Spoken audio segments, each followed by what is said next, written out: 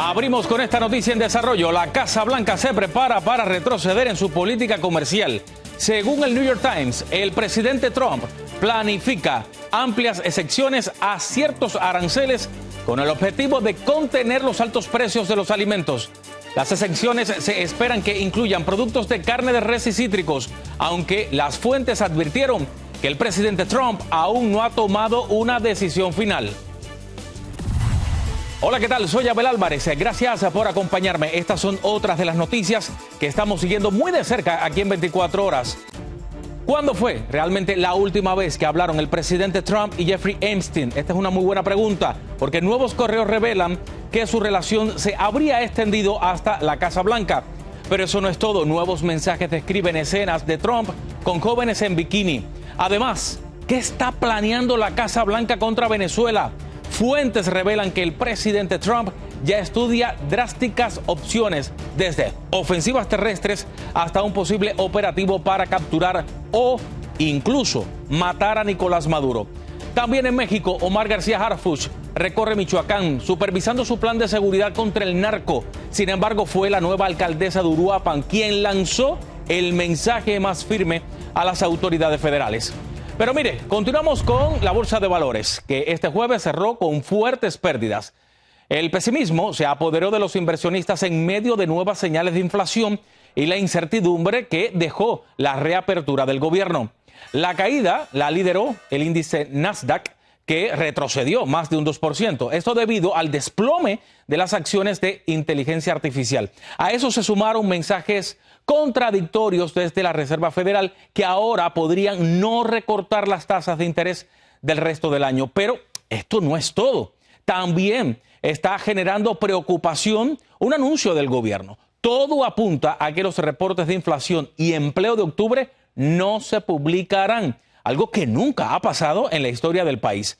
Según la Casa Blanca, el cierre del gobierno pudo haber dañado el sistema de estadísticas, lo que dejaría a la Reserva Federal a ciegas en un momento crítico para la economía. Pero mire, Rubén Pereira nos explica cómo esto aumenta la incertidumbre entre inversionistas y, por supuesto, consumidores. El gobierno federal se paralizó por más de 40 días y esa pausa obligó a la Oficina de Estadísticas Laborales a suspender la recolección de datos del empleo de octubre. La Casa Blanca ahora admite que ese informe, que mide desempleo, salarios y creación de trabajos, quizá no se publique jamás. And all of that economic data released will be permanently impaired, leaving our policymakers at the Fed flying blind at a critical period. Para muchos economistas, la ausencia de este reporte significa perder un punto de referencia clave para entender qué ocurrió en plena parálisis del gobierno y advierten que esto deja a los Estados Unidos operando parcialmente a ciegas. Esto demuestra la fragilidad del sistema estadístico, que solo usa un punto para colectar información, que es el gobierno federal, y sugiere la necesidad de desarrollar unos sistemas colaborativos para prevenir esto que ocurre en el futuro cercano. Esa falta de información complica también a la Reserva Federal, a los mercados y empresas que dependen de datos oficiales para ajustar salarios, precios y proyecciones de fin de año. Tenemos una inferencia porque conocemos lo que estaba pasando antes y vamos a saber lo que pasa en noviembre. Entonces, ese periodo intermedio tiene además un montón de volatilidad porque incluye el shutdown, lo cual no vamos a saber nunca realmente cuánto afectó. Y mientras se define qué pasará con los datos oficiales en la comunidad latina, persiste la duda sobre cómo esto afectará el trabajo de cada semana. Nos genera incertidumbre el hecho de no conocer información, de no saber qué va a pasar y sobre todo el hecho de que haya cerrado el gobierno y que pues incluso algunas familias están ahí con el tema de hablando hasta de crisis alimentaria, ¿no? Por su parte, expertos financieros recomiendan a las familias no tomar decisiones precipitadas mientras regresan los datos oficiales. No tener miedo y no tomar decisiones de pánico. Una decisión de pánico por falta de información va a llevar a una decisión a ciegas. Rubén Pereira, Noticias Estrella TV. Ahora mire esto otro. En California, agentes de ICE llevaron operativos en Pomona, Ontario y Oakland. De hecho, en el centro de jornaleros, agentes enmascarados detuvieron a un hombre a plena luz del día. Míralo.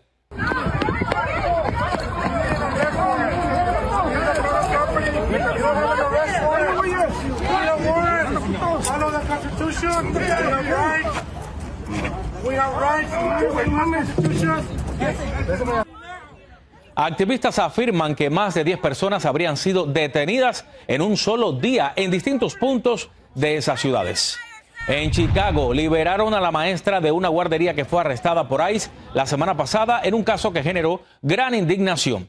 Un juez federal le prohibió al gobierno sacar del país a Diana Santillana Galeano. Sus abogados informaron que ella se reunirá mañana en la guardería Rayito de Sol con los padres de familia de la comunidad. Este jueves se conocen nuevos correos del pedófilo Jeffrey Epstein que involucran al presidente Trump. En diciembre de 2015, el depredador sexual le hizo esta oferta a un reportero del New York Times. ¿Te gustarían fotos de Donald Trump y chicas en bikinis en mi cocina? A lo que el periodista contestó sí. En otro correo le dice, pregúntale a mi encargado de la casa sobre Donald cuando casi atraviesa la puerta, dejando la marca de su nariz en el vidrio. Esto mientras las jóvenes nadaban en la piscina y él estaba tan concentrado en ellas que chocó directamente contra la puerta.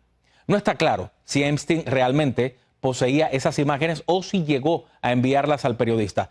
Pero esto no es todo. También una cadena de mensajes de Epstein parecen revelar que su relación con el presidente Trump siguió mucho más tiempo después del año 2004, cuando el mandatario afirma que había cortado su amistad.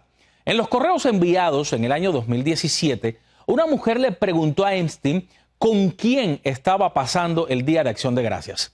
Y el pedófilo le contestó mencionando los nombres de David, Faisal, Hansen y Trump. Recordemos que en este tiempo Trump ya era presidente de los Estados Unidos. Pero eso no fue el único mensaje que parece indicar que Trump y Epstein seguían pasando tiempo juntos. En otra cadena de mensajes de diciembre de 2017, un invitado de Epstein escribió que prefería no arriesgarse a encontrarse con Trump en el departamento que Epstein tenía en París. Días después, Epstein afirmó que iba hacia Nueva York porque Trump da muchas nuevas cosas para hacer y que más tarde visitaría la Torre Trump. Una mujer compareció a contar su historia después que el Comité de Éticas de la Cámara determinó que el representante Matt Gaetz abusó de ella cuando tenía 17 años, así como está escuchando. Ella dijo que Matt Gaetz sostuvo relaciones sexuales con ella 7 veces y que por cada una le pagó $400. La abogada de la mujer dijo que se anunció en un sitio web de citas en el 2017 donde mintió diciendo que tenía 18 años. Un juez federal reveló documentos de corte que describieron a la mujer como una joven de 17 años con un padre indigente que quería dinero para frenos en los dientes. Y después de esto nos vamos a una pausa, pero no se muevan porque hay mucho más al regresar. ¿Qué está planeando la Casa Blanca contra Venezuela? Fuentes revelan que el presidente Trump ya estudia drásticas opciones, desde ofensivas terrestres hasta un posible operativo para capturar o incluso matar a Nicolás Maduro. Además, imágenes impactantes de la guerra en Ucrania captan el momento en que una ametralladora estadounidense derriba un dron ruso en pleno vuelo. Y también nuevos acuerdos comerciales de Estados Unidos con Argentina, Guatemala, El Salvador y Ecuador. Los detalles podrían afectar a millones de personas en la región. Se los cuento cuando regrese. Gracias por seguir con nosotros aquí en 24 horas. Mire, Ucrania continúa adaptándose para hacer frente a los ataques rusos con tácticas cada vez más ingeniosas. Un soldado grabó el momento en que una ametralladora estadounidense montada en un helicóptero derriba un dron ruso. Mire el momento.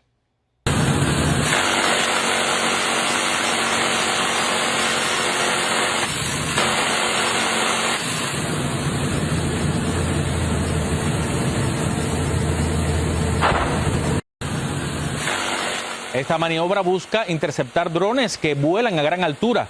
Con Rusia lanzando oleadas de drones para saturar las defensas, Ucrania se ha visto obligada a innovar para proteger sus ciudades. Este jueves, el secretario de Guerra, Pete Hegseth, anunció el operativo Lanza del Sur, una estrategia militar para expulsar a los narcoterroristas del hemisferio occidental. Pero mientras este mensaje es transmitido frente a las cámaras, ¿qué se está discutiendo realmente a puertas cerradas en la Casa Blanca. Fuentes de ABC News confirmaron que altos funcionarios del Pentágono le presentaron al presidente Trump nuevas opciones militares para los próximos días contra Venezuela, incluyendo posibles ofensivas terrestres. Pero esto no es todo. Según el informe, otra opción considerada menos probable sería enviar un equipo de fuerzas de operaciones especiales para capturar o hasta matar al presidente de Venezuela, Nicolás Maduro, y a sus asesores principales también. Sin embargo, mientras en Washington analizan posibles operaciones militares, en Caracas el presidente Maduro intenta proyectar normalidad en medio de la presión internacional. Durante una marcha juvenil, el mandatario fue captado siendo empujado por simpatizantes, pero luego describió esos golpes y codazos de una manera muy diferente. Vamos a escucharlo. Tremenda golpiza nos dimos. Empujones de amor. Codazos de amor. Puñetazos de amor. Coñazos de amor. Todo de amor, porque nosotros somos la paz y el amor. The love and peace. The peace and love. En su discurso, Maduro juramentó a nuevos miembros de su partido socialista y volvió a acusar a Estados Unidos de perseguir a los migrantes venezolanos. Mientras tanto, la Casa Blanca anunció este jueves que alcanzó nuevos marcos de acuerdos comerciales con Argentina, Guatemala, El Salvador y Ecuador. Los aranceles para la mayoría de los productos se mantendrán en 10% para Argentina, Guatemala y El Salvador. Sin embargo, para Ecuador será un 15%, aunque habrá alivios para bienes que Estados Unidos no produce, como el café y el banano ecuatoriano. Escuchamos la reacción del presidente argentino Milei sobre el tema. Seguramente todos estaban acá escuchando las ponencias y todavía no están al tanto de la tremenda noticia que acaba de salir. Es que hoy acaba de firmarse el acuerdo bilateral comercial con los Estados Unidos.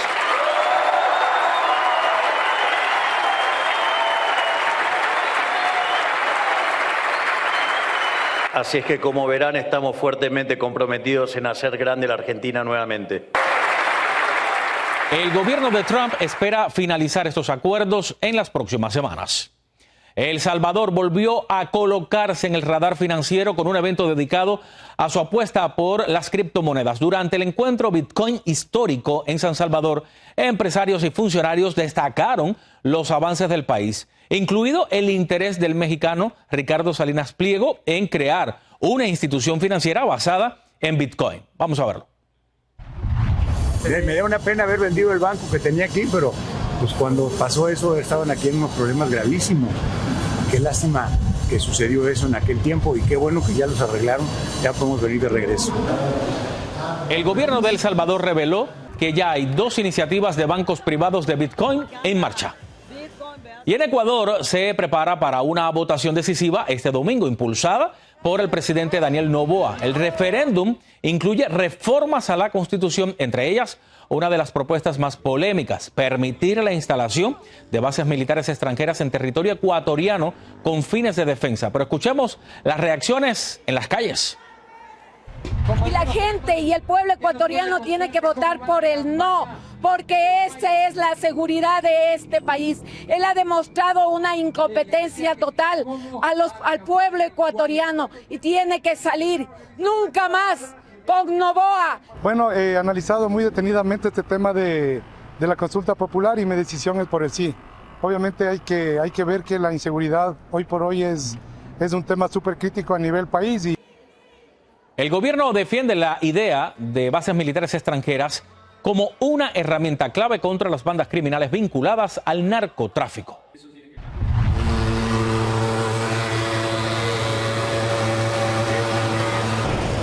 Y ese sonido se ha vuelto constante en Cuba, donde el país se enfrenta a una grave emergencia sanitaria, una ola de dengue y chikungunya que ya ha afectado a casi 1/3 de la población. La crisis económica ha limitado la capacidad para fumigar, recoger basura y reparar tuberías rotas. Pero escuchemos las reacciones en La Habana.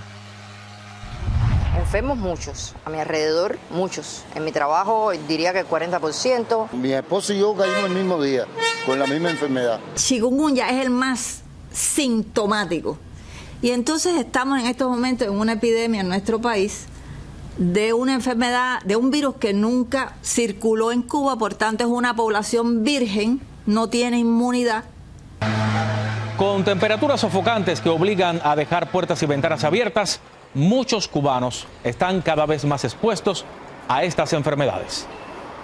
Vamos a otra pausa. Cuando vuelva, en México, Omar García Harfuch recorre Michoacán supervisando su plan de seguridad contra el narco. Sin embargo, fue la nueva alcaldesa de Uruapan quien lanzó el mensaje más firme a las autoridades federales. Además, Luis Rubiales vuelve a hacer noticia y de la peor manera. En plena presentación de su libro, Un incidente inesperado lo obligó a interrumpir el evento. Y lo más sorprendente es quién habría provocado el escándalo. Se lo cuento cuando vuelva.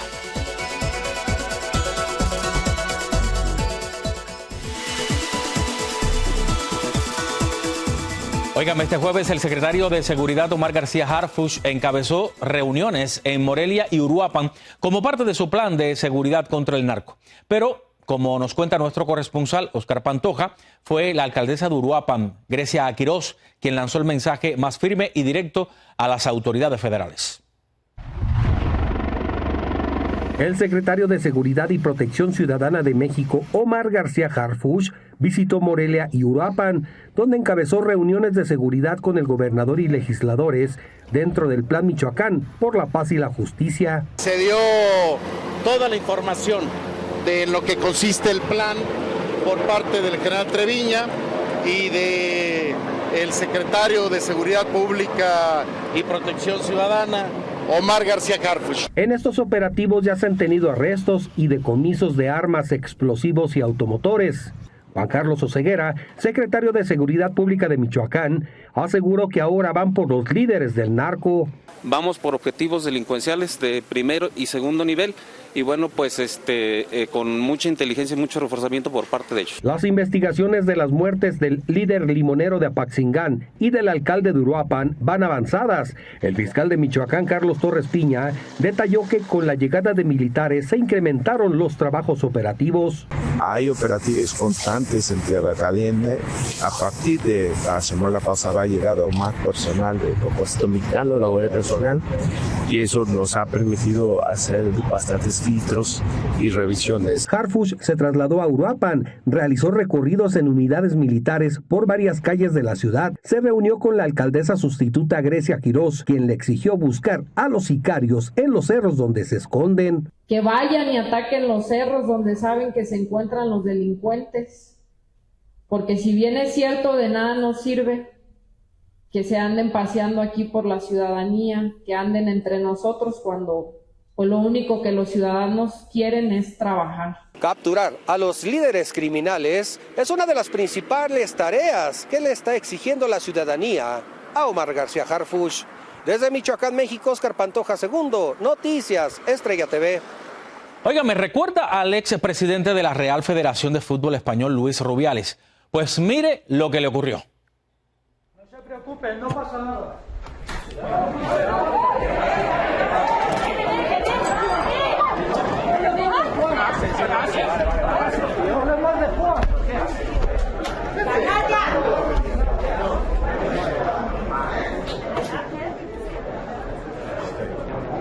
Rubiales presentaba su libro Matar a Rubiales. El diario Marca identificó al agresor que lanzó los huevos al escenario como el tío de Rubiales, del mismo nombre. El ex directivo de fútbol cayó en desgracia por haber besado en la boca a Jenny Hermoso al final del Mundial 2023 que ganó España. Y el cohete New Glenn de Jeff Bezos, lanzado en la misión de la NASA a Marte, aterrizó hoy con éxito por primera vez en una plataforma marina en el Atlántico. Míralo.